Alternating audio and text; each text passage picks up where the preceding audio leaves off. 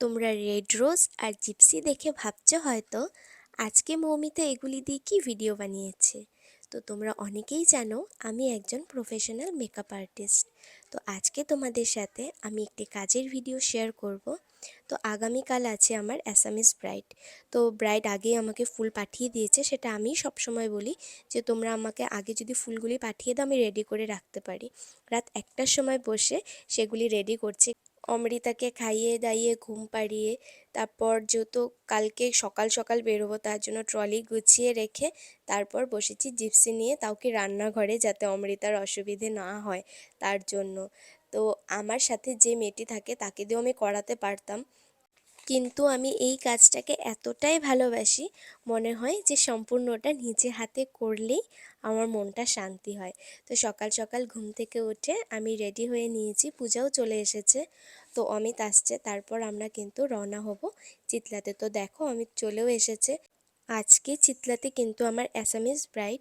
বাঙালি ব্রাইডগুলি একটু দেরি করে বসে, কিন্তু অ্যাসামিস ব্রাইড কিন্তু একটু তাড়াতাড়ি বসে, তার জন্য কিন্তু আমার সকাল সকাল রওনা হতে হলো।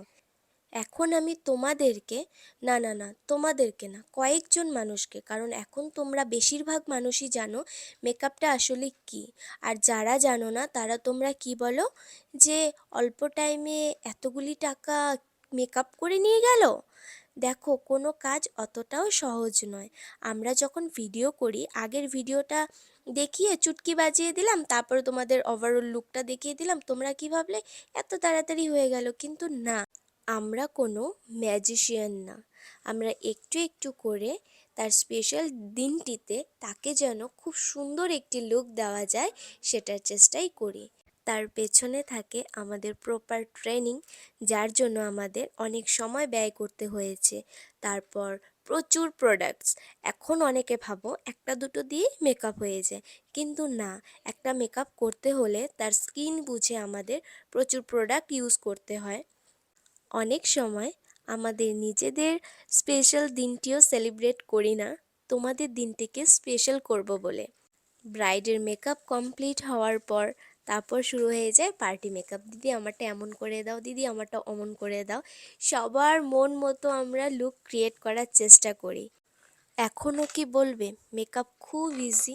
কেন এত টাকা নেয় মেকআপ আর্টিস্টরা? বুঝলে তো, বলতে গেলে আরও অনেক কথা, অন্য আরেকটি ভিডিও নয়তো বানাবো। আর আরেকটি কথা, এই যে তোমরা ভিডিওটি দেখছো, এখানে যাদের যাদের আমি মেকআপ করেছি সবার কিন্তু পছন্দ হয়েছে। তো সবাই আমাদেরকে বাই করার জন্য এখানে এসেছে। তো মুখে একরাশ হাসি নিয়ে সবাইকে টাটা করে বাড়ি ফিরলাম। আজকের ভিডিওটি এই পর্যন্তই, টাটা।